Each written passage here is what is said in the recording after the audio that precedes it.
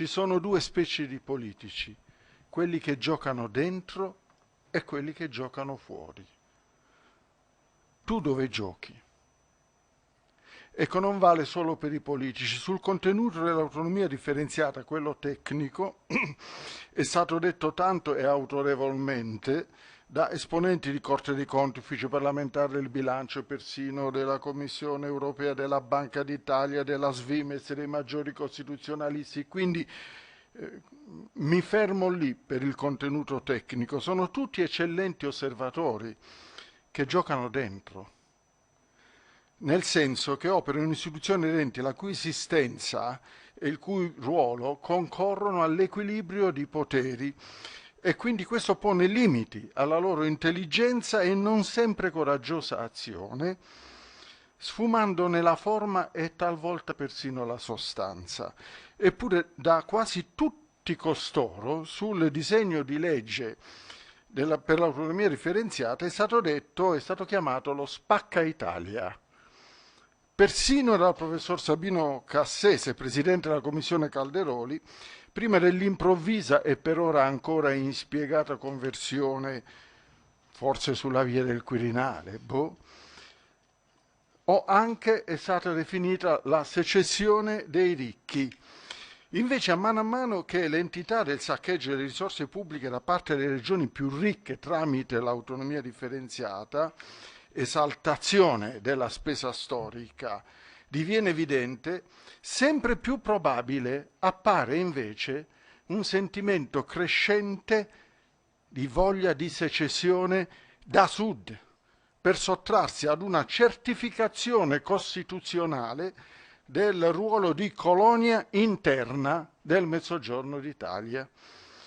6 anni fa la Lega Nord si limitava a dirlo della secessione senza volerlo davvero, al Sud invece questo sentimento indipendentista sorprendentemente fa sempre più proseliti ed è un allarme che non viene raccolto e che riguardi una minoranza in crescita non può essere sottovalutato. Ricorderete che 80 anni fa c'è stata una guerra di secessione fra Sicilia e Italia e che gli iscritti al movimento secessionista siciliano erano quasi 500.000, ovvero più di tutti gli iscritti a tutti gli altri partiti messi insieme.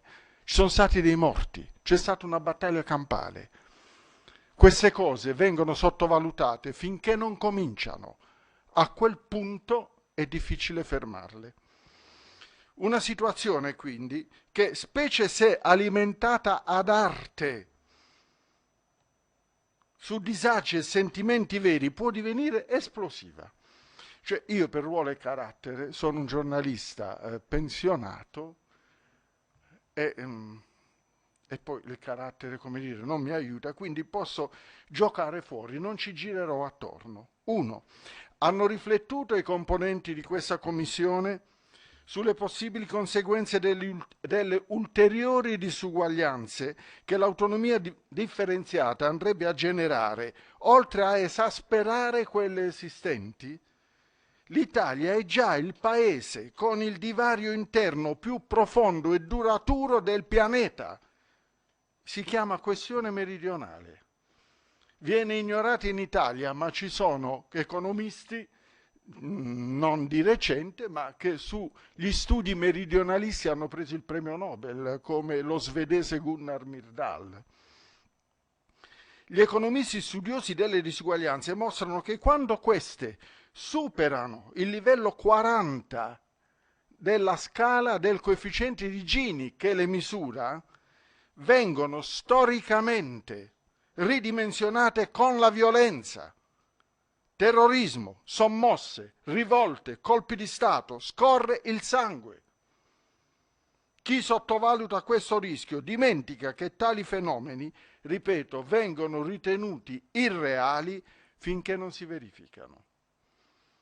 Ci sono poteri e capitali enormi che aspettano o creano le condizioni di debolezza di alcuni paesi per prenderne le risorse a prezzo di saldo fallimentare. Si sono chiesti i componenti di questa commissione se e come stiano agendo i potentati sovranazionali interessati a un'Italia frantumata in una ventina di staterelli conflittuali e astiosi che cercano di sottrarsi risorse l'un l'altro? A chi fa comodo l'Italia a pezzi? Ricorderete, e ora tocca all'Italia, si disse dopo la Grecia martirizzata dall'Europa, per consegnarne i cocci alla Germania. Si obiettò che la Grecia non ha una vera economia, mentre la nostra è una delle maggiori e più complesse. La popolazione italiana è 6 volte quella greca, quindi da noi non può succedere. Vero, ma l'obiezione non regge più se il blocco Italia viene fatto a pezzetti.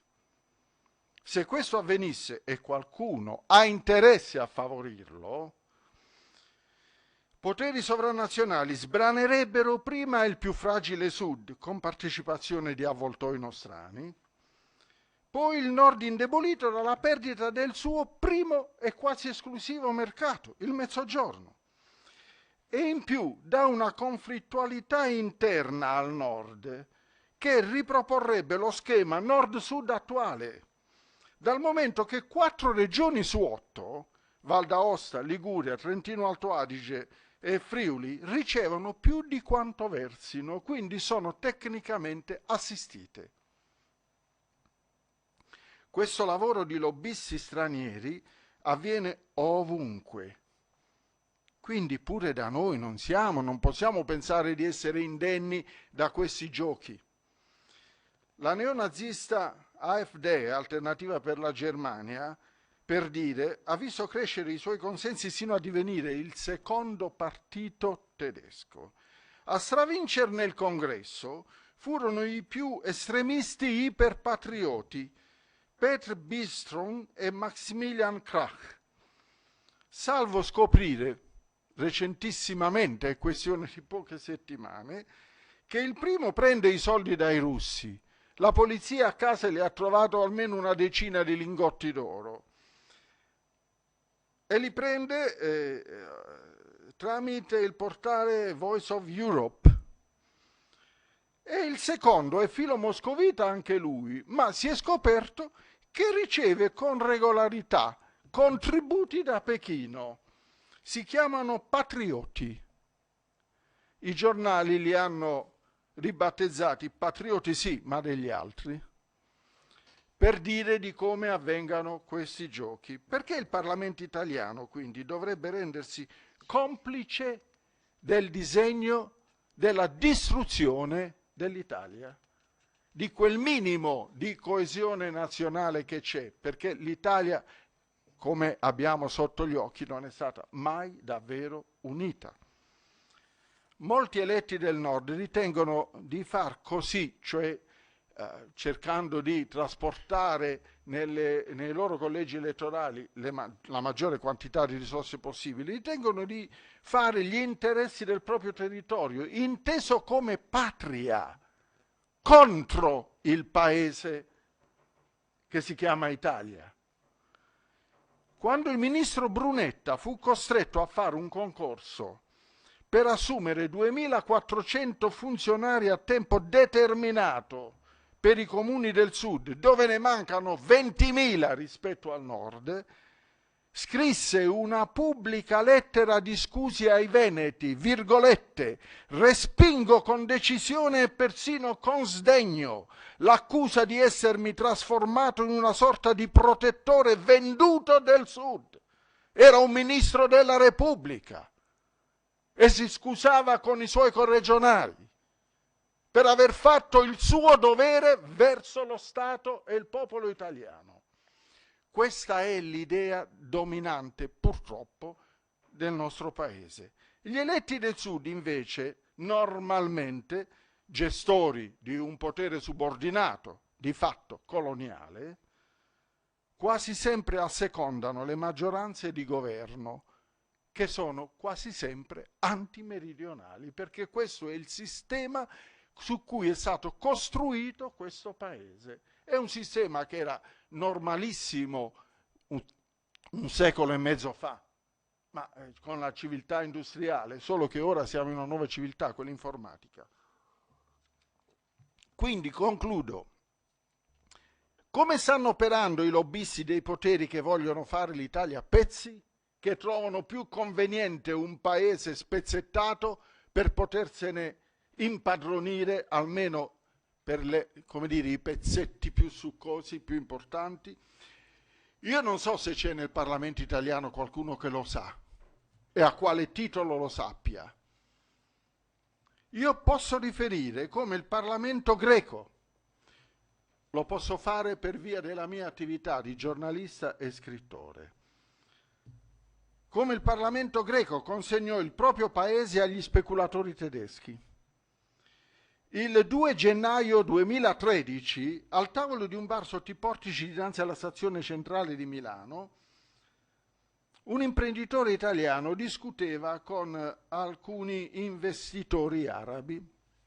Si avvicinò un tale che l'italiano scambiò per un barbone, stava per prendere qualche monetina per dargliela, quando i suoi interlocutori arabi gli chiedono: no, ti dispiace accompagnarlo in banca? Lui non ha grande familiarità con la vostra lingua e deve fare un'operazione in banca e quindi avrebbe dei problemi.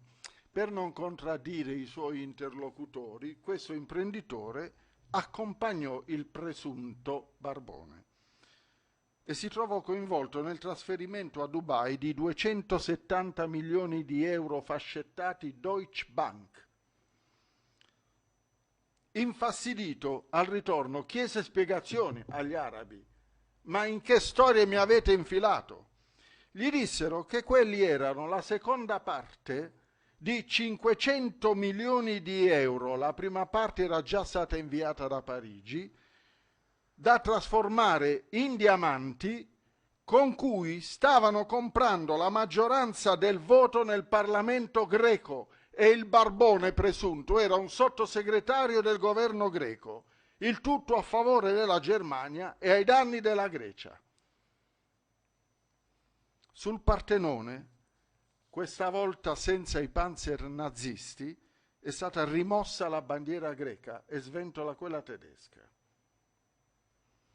Se la Commissione volesse, potrebbe ascoltare direttamente da questo imprenditore il racconto, perché dopo la pubblicazione che ne feci in un mio libro, mi disse che avrei potuto riferire il suo nome soltanto se la magistratura o altra istituzione lo avesse chiesto. Questa commissione si fa domande su chi sta facendo questo tipo di giochi nel nostro Parlamento, nel nostro Paese, a danno dell'Italia?